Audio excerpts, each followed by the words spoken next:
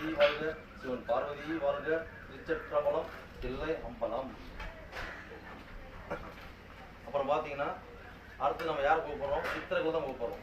அப்போ வந்து சித்தர்கள் பார்த்தீங்கன்னா அதாவது மனிதனாக பிறந்து கடவுளுக்கு நிகராக இருக்கக்கூடிய ஒரே ஆத்மா யாருன்னா சித்தர்கள் தான். மனிதனாக பிறந்து மனிதனாக வாழ்ந்து மனிதனை எல்லாம் அனுபவிச்சு சித்தர்களாக போகிறது தான் சித்தர்கள். ஓகேங்களா? குரு பிரம்மா, குரு விஷ்ணு, குரு தேவோ மகேஸ்வரா, குரு தாஸ்தா பரபிரம்மா தஸ்மா ஸ்ரீ குருவே நமஹா. ஓவர் சித்தரை போற்றி, அக்தி முனிவரே போற்றி, 18 சித்தர்களை போற்றி, 108 சித்தர்களை போற்றி, 1000 சித்தர்களை போற்றி, 10,000 சித்தர்களை போற்றி, 1,00,000 சித்தர்களை போற்றி, 1,08 சித்தர்களை போற்றி, ஓவர் சித்தரே போற்றி, அக்தி சித்தரை போற்றி, குரு பிரம்மா, குரு விஷ்ணு, குரு தேவோ மகேஸ்வரா, குரு தாஸ்தா பரபிரம்மா தஸ்மா ஸ்ரீ குருவே நமஹா. இப்போ என்ன பண்ணுறோம்? 9 நவகிரகத்தில் வரோம்.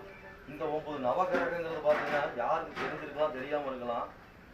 இந்த நவகிரகம் தான் ஒருத்தர் கோடீஸ்வரன் ஆகிறது, ஒருத்தர் பிச்சைக்காரன் ஆகிறது, ஒருத்தர் ரவுடி ஆகிறது, ஒருத்தர் சாந்தம் ஆகிறது, ஒருத்தர் பைத்தியம் திரி வைக்கிறது.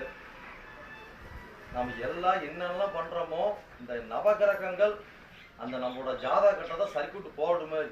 எப்படி ஒரு இயந்திரம் ஒரு கரண்ட் மூலியமாக அந்த ஒரு சர்க்கியூட் எங்கெங்கே வயர் வச்சுருக்கானோ அதுக்கு தகுந்த மாதிரி அதோட இயங்குதோ, அதுபோல எந்தெந்த கிரகம் எந்தெந்த அமைப்பு உட்காந்துருக்குதோ அதுபோல தான் ஆள் தோற்றம், கோணம், நேரம் போன்ற அமைப்புகள், வசதி வாய்ப்பு எல்லாமே ஏற்றத்தால் எல்லாம் நம்ம கையில் இல்லை. அதுவா பிறப்புல செஞ்ச கர்ம வினையில செஞ்ச புண்ணியத்துல அது எந்தெந்த கிரகம் எந்த நேரத்தில் பிறக்குமோ அந்த நேரத்துக்கு அந்த கிரகங்கள் அங்கே உட்காந்து நம்மள செயல்படுத்தும்.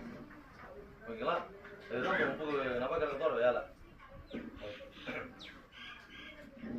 சூரிய பகவானே போற்றி, சந்திர பகவானே போற்றி, செவ்வாய் பகவானே போற்றி, புதன் பகவானே போற்றி.